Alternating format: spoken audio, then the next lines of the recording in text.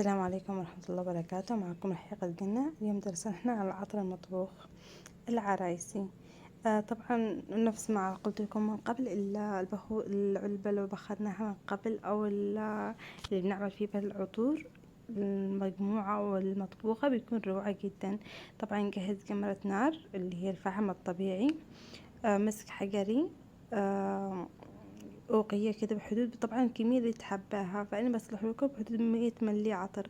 هذه 100 ملي عطر بنزل لكم خلطات عطور روعة جدا للعطر المطبوخ، ومثبتات السائلة اللي هو المسك السائل والعنبر الرمة. من كل شيء ربع تولة لل100 ملي، يعني ربع تولة مسك سائل وربع تولة عنبر. والجمر للتبخير طبعا، والمسك الحجري ندوبه على علبة معدن بالتفصيل. ولتبخير العلبة أثناء قبل العمل وبعد العمل نبخر بالبخور العادي والمسك. هذا المسك الحجري اللي لونه ذهبي أو لونه مصفر كده شوية، هذا بخور لتبخير الطبخة العطور. نبخر العلبة كمان نبخر العطر. هذه أي علبة معدن أصلح فيها، مش في حتة في بقايا العطور الأولى والتبخير. نعمت قبل فترة زبادي وخضرين وبخرت كتير. شوفوا حتى أثار كيف التبخير، ما شاء الله تبارك الرحمن. ندوب أول حاجة المسك السائل، المسك الحجري عفوا، ندوبه على أي علبة. هذه صلحت علبة معدن صغيرة زي هذه أحط فيه بها. هذا للتخزين، هذه أي علبة زجاج نخزن فيه العطر المطبوخ. طبعا اي احسن شيء بالتخزين هو العلبة الزجاج. اي حجم، كنا صلحت حجم كبير او حجم صغير، اشكال اي شيء، المهم نخزن فيه بعلبة زجاج، نخزن فيه بعد انتهاء العمل. ناخد هذه العلبة المعدن، اي علبة معدن، عشان ممكن نبخر فيها وممكن كمان ندوب فيها المسك الحجري.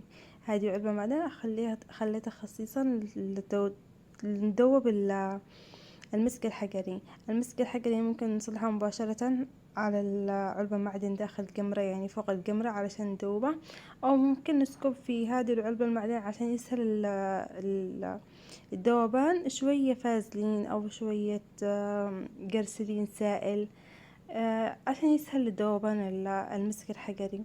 ممكن مباشرة هذه العلبة، لأن من قبل عملت في بها خضرين أو زباد، ففي بقايا الفازلين أو الشحم، فعملته بدون مباشرة، يعني العلبة غدا فيها بقايا، فحطيت المسك الحجري فوق النار علشان يدوب المسك الحجري، يسهل الذوبان حقه. هذه العلبة قلت لكم كل ما بخرناها كل ما طلع أحسن، قبل العمل وأثناء العمل. هذا قبل العمل نجيب قطعة قصدير، نصلحها على شكل وعاء أو شكل صحن نبخرها كتير. بعد ما نبخرها ممكن زي هذه نصلح المكونات كلها داخل. تشوفي كيف المسك الحجري بسرعة داب مع الفازلين بسرعة. نسكب العطورات، شو سكبنا المسك الحجري لداخل العلبة عشان يسهل الامتزاج مع العطور. طبعا العطر المطبوخ نقدر نعمل حاجتين، يا اما بالشحم اللي هو الفازلين، يا اما بشمع النحل يبيعون عند العطار.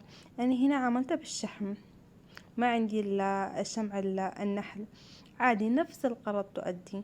هذا العطر المطبوخ او عفوا العطر المجموع، مجموعة من العطورات الشرقية اللي انت حباها. بنزل لكم مجموعة خلطات تجنن روعة للعطر المطبوخ. هنا سكبت العطورات وأسكب المثبتات السائلة اللي هو المسك السائل والعنبر الرمة مع العطورات.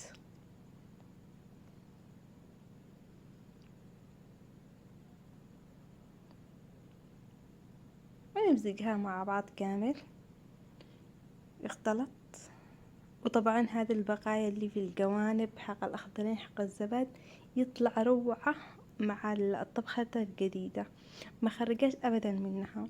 هنا سكبت عنبر الرمة لأن ريحته رمة، نحاول إن ما نزودش فيه عكس المسك السائل. مسك السائل زودت هنا شوية فقط.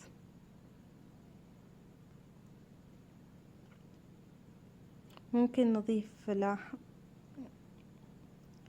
معلقة خضرين أو معلقة زبادي عندك من قبل،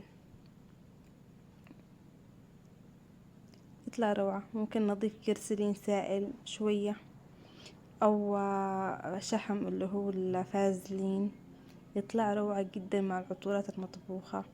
علشان كمان نجمده، إذا كنتي حابة يكون العطر المطبوخ جامد بدون شوفي هنا صلحت معلقة خضرين علشان التعتيق. هذه طبعا خضرين عرايس ياخده معطر ومعتق ومبخر كتير، ما شاء الله تبارك الرحمن. نخلطه، ممكن نكتفي بهذه المرحلة وخلاص، وممكن نزود التبخير فوقه عشان نرفع من قيمته. أنا هي ما شاء الله تبارك الرحمن صلحت معلقة خضرين ومعلقة زبادي. ممكن نكتفي بدون شيء، ممكن نعمل فازلين بدل الأخضرين والزبادي. هنا ما شاء الله تبارك الله عشان أرفع قيمة العطر المطبوخ، زيت لها معلقة خضرين ومعلقة زبادي لهذه الكمية ونمزجها. ممكن نكتفي زي هذا، ممكن نزودها أكتر وأكتر عشان نحولها كمان للعرايسي. طبعا العلبة أصلا ما شاء الله تبارك الرحمن مبخرة كتير، والعلب التخزين اللي بخزنها فيه تكون مبخرة يكون أفضل وأجمل. وممكن نزود من قيمة العطر المطبوخ زيادة وزيادة بالتبخير، يعني تبخير العطر نفسه.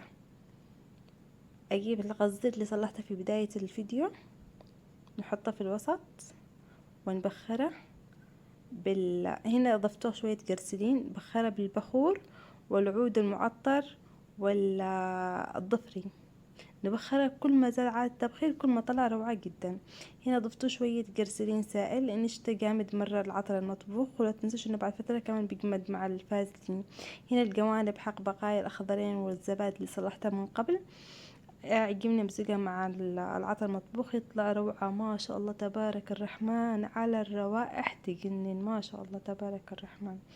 خاصة الخلطات اللي أنا أحب العطور المطبوخة تكون في بها نسبة عود، اللي هي من عطورات العود، يطلع جنان ما شاء الله تبارك الله. وقبل ما تتبخري ما شاء الله تمسحي خلف يعني أماكن النبض حق الجسم، وخلف الأذن، وأطراف الشعر يعني بالرقبة.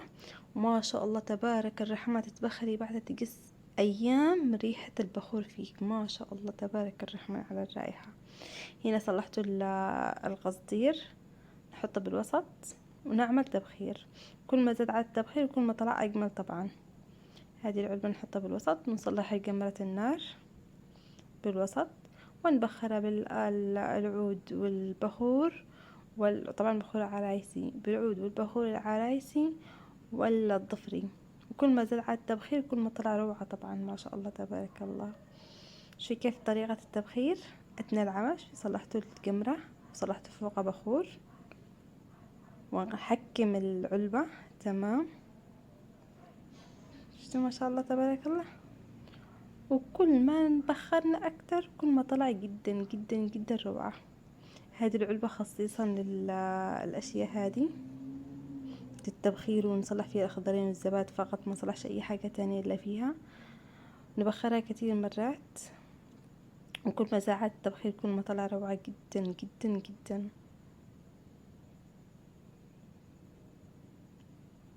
ما شاء الله. شوف بعد ما بخرت أكتر من 5 أو 6 مرات بأكتر من شي، شو ما شاء الله كيف الناتج النهائي. هذا طبعا يكون جاهز. طبعا لا هنا يكون جاهز بنزل لكم شوية خلطات يا ريت تسجلوها بعدين، اللي هي ممكن طبعا تزود العطور. انا زيت هنا شوية عطور لان اشتي الكمية ضعف شوية. ممكن نصلح الخلطة الاولى هي ساعة صفاء وعطر الشرقية والعروسة وهند وشيخة بنسب متساوية، او خلطة مخلط خليفة ومخلط الشرقية، او الخلطة اللي بعد الثالثة احساس والشرقية ورقبة ومخلط الامارات، او انا والشوق وسكيبة ومخلط الشرقية ومخلط طيبة ومشلف وليلة الخميس وشيخة، او زهرة الريف وعطر البخور وسويلات وجوهنبي. وممكن نعمل عطر العروسة ومخلط العرايس ورقبة وليزة، وممكن مخلط الامارات ومخلط الحرمين ووصال، ممكن ليالي الرشيد والموعد والأناقة وجنة الفردوس وفيجي، طبعا هنا العلبة المعدن اللي أنا خزن فيه بها العطر المطبوخ.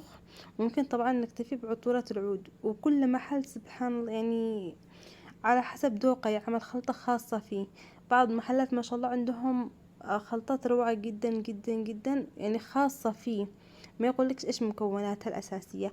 أي خلطة عطور ممكن تنوعي، تصلحي كميات بسيطة من كل نوع وبيطلع روعة جدا. ونخلط بين فترة والتانية نوعين أو 3 أنواع لما نوصل للخلطة اللي نحن حابينها، لأن العطر عبارة عن ذوق عام. الذوق يختلف من شخص للتاني. شو ما شاء الله تبارك الله، من كتر التبخير ومن كتر المواد اللي فيها والأخضر والزبادي ما شاء الله على تبات الروائح، تجنن ما شاء الله. وشكرا.